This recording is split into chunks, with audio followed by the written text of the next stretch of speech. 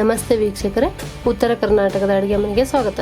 ಇವತ್ತು ನಾನು ಮಾಡಿ ತೋರಿಸುವ ರೆಸಿಪಿ ಕಡಲೆಕಾಳು ಉಸುಳಿ.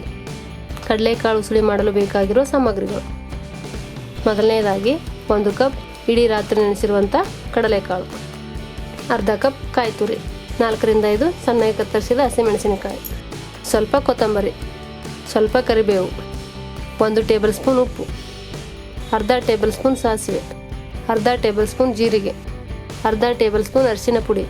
ಒಗ್ಗರಣೆ ಮಾಡಲು ಎಣ್ಣೆಯನ್ನು ತೆಗೆದುಕೊಳ್ಳಿ. ಕಡಲೆಕಾಳು ಉಸುಳಿ ಮಾಡುವ ವಿಧಾನ: ಮೊದಲಿಗೆ ಒಂದು ಪಾತ್ರೆಯಲ್ಲಿ 2 ಟೇಬಲ್ ಸ್ಪೂನ್ ಎಣ್ಣೆಯನ್ನು ಹಾಕಿ, ಎಣ್ಣೆ ಬಿಸಿಯಾದ ನಂತರ ಅರ್ಧ ಟೇಬಲ್ ಸ್ಪೂನ್ ಸಾಸಿವೆಯನ್ನು ಹಾಕಿ, ಅರ್ಧ ಟೇಬಲ್ ಸ್ಪೂನ್ ಜೀರಿಗೆಯನ್ನು ಹಾಕಿ, ಸಣ್ಣಗೆ ಕತ್ತರಿಸಿದ ಹಸಿಮೆಣಸಿನಕಾಯಿಯನ್ನು ಹಾಕಿ ಚೆನ್ನಾಗಿ ಬಾಡಿಸಿಕೊಳ್ಳಿ. ಈಗ ಅರ್ಧ ಟೇಬಲ್ ಸ್ಪೂನ್ ಅರಿಶಿನ ಪುಡಿಯನ್ನು ಹಾಕಿ, ನಂತರ ರಾತ್ರಿ ಇಡೀ ನೆನೆಸಿರುವಂಥ ಕಡಲೆಕಾಳನ್ನು ಹಾಕಿ ಚೆನ್ನಾಗಿ ಫ್ರೈ ಮಾಡಿ.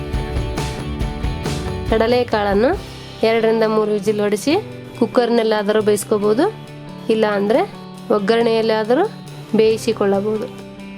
ಈಗ 1 ಟೇಬಲ್ ಸ್ಪೂನ್ ಉಪ್ಪನ್ನು ಹಾಕಿ, ಅರ್ಧ ಗ್ಲಾಸ್ ನೀರನ್ನು ಹಾಕಿ ಚೆನ್ನಾಗಿ ಮಿಕ್ಸ್ ಮಾಡಿ ಮುಚ್ಚಳ ಮುಚ್ಚಿ 5 ನಿಮಿಷ ಬೇಯಲು ಬಿಡಿ. 5 ನಿಮಿಷ ಬೇಯಿಸಿದ ನಂತರ ಮುಚ್ಚಳ ತೆಗೆದು ಕಡಲೆಕಾಳು ಬೆಂದಿದೆ ಇಲ್ಲ ಅಂತ ಚೆಕ್ ಮಾಡಿ.